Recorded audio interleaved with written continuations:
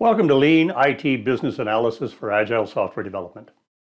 After many years of teaching, doing, writing, and consulting on system and business analysis, as well as Lean and Agile philosophies, I've developed a nasty habit of clarifying the meaning of words before I start to abuse them. The concepts that I think need clarification are Lean, IT Business Analysis, and Agile Software Development. Before I start flooding you with information about the topic, I'd like to clarify what I understand under those concepts.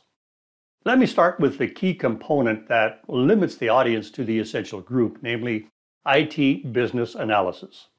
Now, you might have a job title like IT Analyst, Business Analyst, Requirements Analyst, Requirements Engineer, or anything similar. But you might also be a product owner, a product manager, domain expert, a tester, or a lot of other titles. I refer to all of the above as ITBAs when they are responsible for defining requirements. Personally, I prefer ITBA, but somehow that never caught on. Maybe because it's too close to itty bitty, and Lord knows we don't want to identify with that. After all, size does matter, and analysis is a huge job, so we don't want to minimize it. ITBAs are the chosen people in any organization because nobody knows what they really do, and they're endowed with the power to see the future. Okay, maybe not so much see it as define it, but in the end, that's the same thing, isn't it? Like any other chosen group, ITBAs face an identity crisis. My mentor and friend, Dan Myers, introduced me to the profession, and he always complained that nobody knew what he did for a living when he told them he was an ITBA. He ultimately gave up and just told people he was a consultant. Actually, I think the ventriloquist Jeff Dunham's character Peanuts defined the job perfectly when an audience member reported being a business analyst.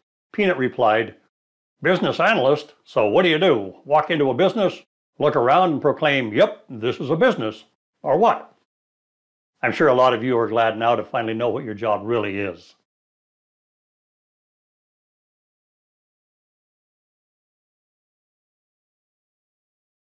The next concept to clarify is the word lean. This is a critical word in the world of manufacturing. So what does it mean in the context of defining digital solutions? Well, the word lean only makes sense in this context if we accept that software development is fundamentally a manufacturing process. Developers manufacture applications. To enable developers to manufacture the right applications, ITBAs manufacture requirements that determine what the applications do and how well they do it. The raw material for those requirements includes things like vision statements, mission statements, business needs, business problems, stakeholder desires, technology awareness, and a whole slew of other factors. The outcomes of our manufacturing process can be called things like features, epics, user stories, functions, acceptance criteria, or just plain old requirement statements. Which of those you manufacture depends on the third concept, Agile Software Development. The Agile philosophy was created to solve the problem that developers were always blamed for delivering digital solutions that never seemed to do what the business community wanted. Personally, I believe that it was created so developers could shift the blame to those ITBAs who defined the applications, and that worked like a charm. I probably changed careers from developer to ITBA because I became addicted to being blamed for everything that doesn't work in digital solutions.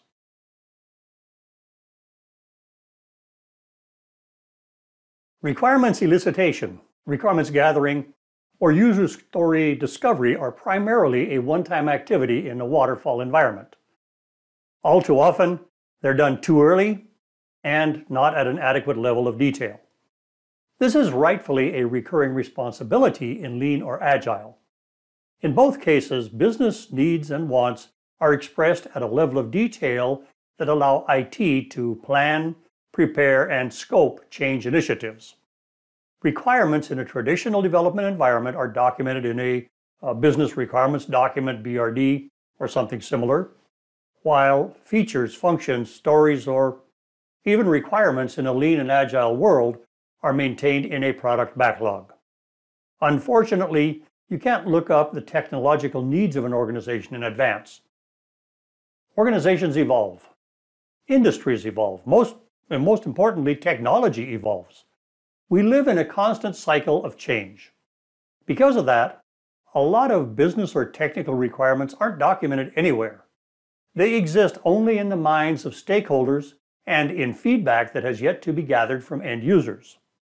Therefore, requirements or their Agile equivalents must be elicited to create a BRD or fill a product backlog. That is where the term requirements elicitation originated. To elicit means to draw forth or conjure. We elicit needs and wants from domain experts, from end users, from product owners, and from other stakeholders, meaning anybody who has a legitimate right to express a business need or want. This applies to Agile and Lean approaches as well as to waterfall approaches. Eliciting can be tricky.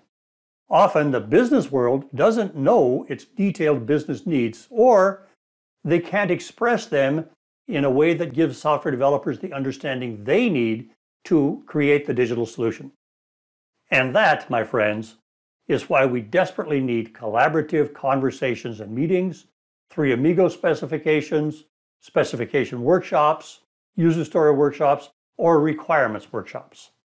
These are all effective techniques to obtain business or stakeholder requirements. Now, in a lean and agile environment, the outcomes of these types of get-togethers can be epics, user stories, feature lists, use cases, simple textual requirements, or even process and data models.